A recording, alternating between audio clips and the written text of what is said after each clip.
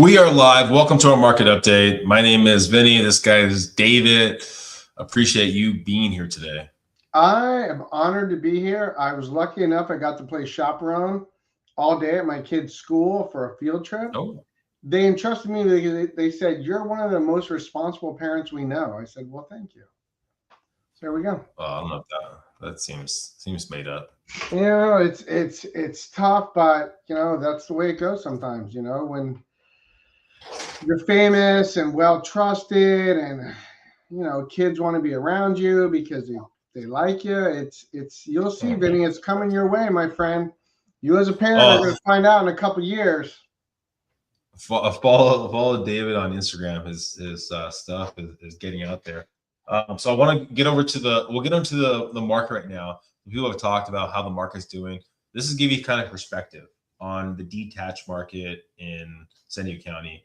So we saw, like we talked about last year, we were close to 1.1 for the detached, right? We're slowly trickling back up. We're not fully across the board over there, but you're starting to see a warming of the market over the last couple of months.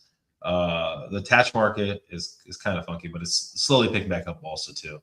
My assumption is we're going to be above these numbers that we were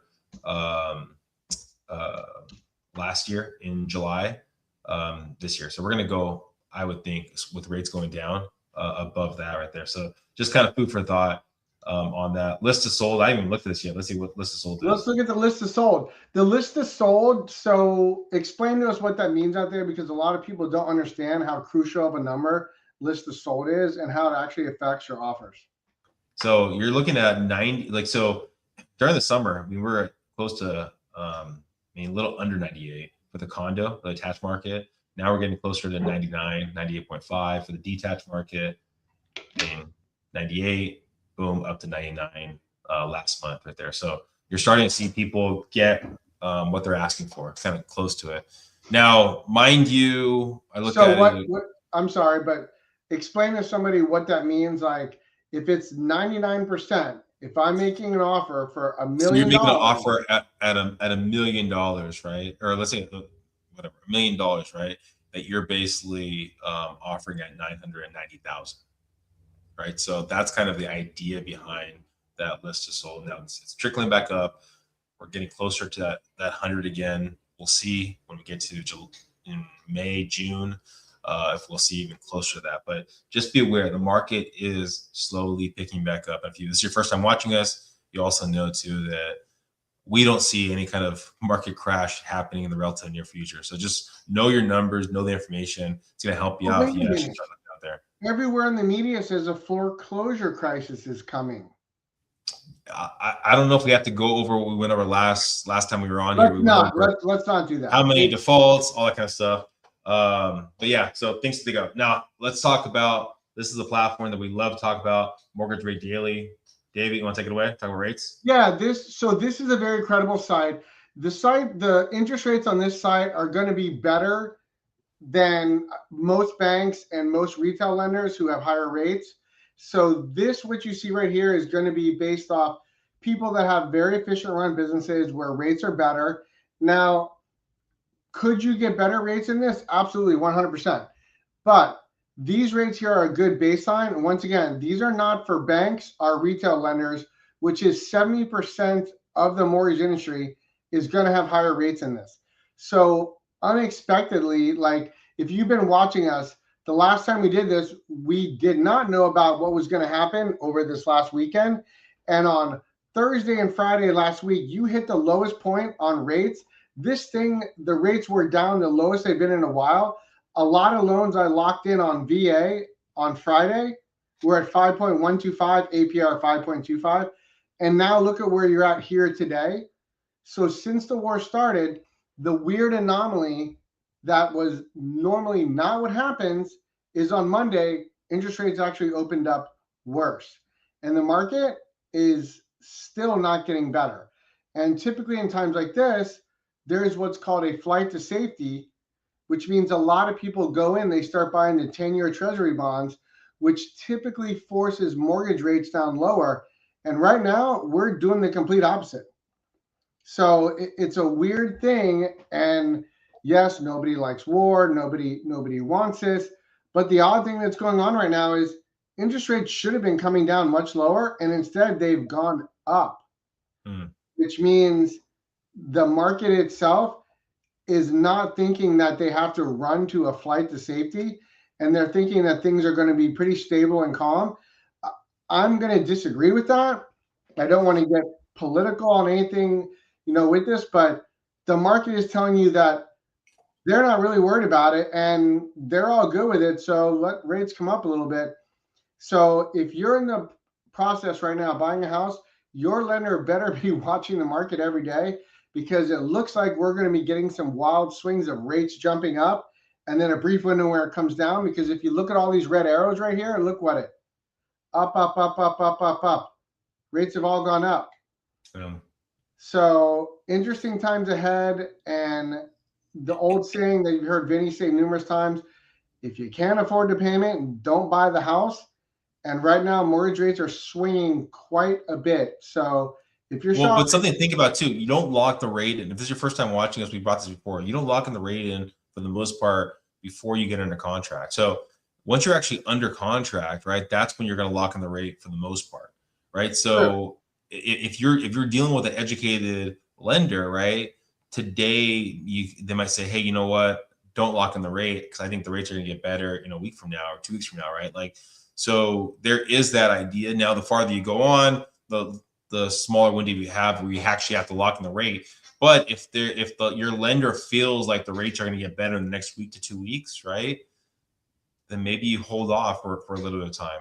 The rate that you're usually getting before you go into contract is kind of an estimated rate of what's going to be happening over the next week or two. Or sometimes they pick the rate of the current day, and that can, again, vary on a daily basis, as you can kind of see.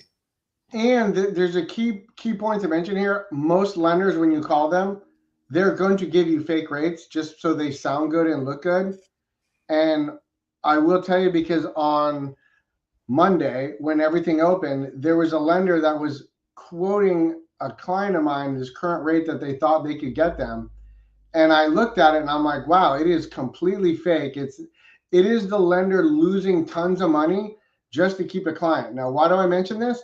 Because if you're dealing with a retail lender out there, which is most people, or a bank, they're hurting for business so bad, you can go to them and go, hey, I got offered this interest rate from another lender. And since they're hurting so bad, they will probably match it or beat it and lose tons of money just so they have something to do. But you as a consumer will win. So I mentioned that because the retail lenders, which is most people, and banks, if you go back to them from after talking to a more qualified lender that has better rates than what you see here, those institutions will lose money just to keep your business because they're going downhill. It's a unfortunate strategy. It's not going to work long term with the AI. Which I got to mention one more thing, because in the last quarter, that information just came out. Q4 productivity rose 2.8%. It was supposed to only rise 1.9, and that is all because of AI. So if you think things aren't going to change, AI is actually going to make mortgage rates probably better and more efficient. And that's going to be capitalized by lenders that use that don't have large overhead like retail lenders and banks. So look for good things to come in the future in the mortgage market with AI. Sorry about dragging on, Vinnie, but it's just interesting period now. So how good do you think rates could get in the future? I still think rates are going to be lower in May and June. Yeah. I don't think the consensus of this war being over in 4 weeks, I think you're underestimating that immensely. I think you're probably in for at least 4 months of uncertain times. But I still think as you get closer towards the midterms and the new Fed chair coming in and all this uncertainty, I still think rates are going to get lower. I'd probably say 0.5%.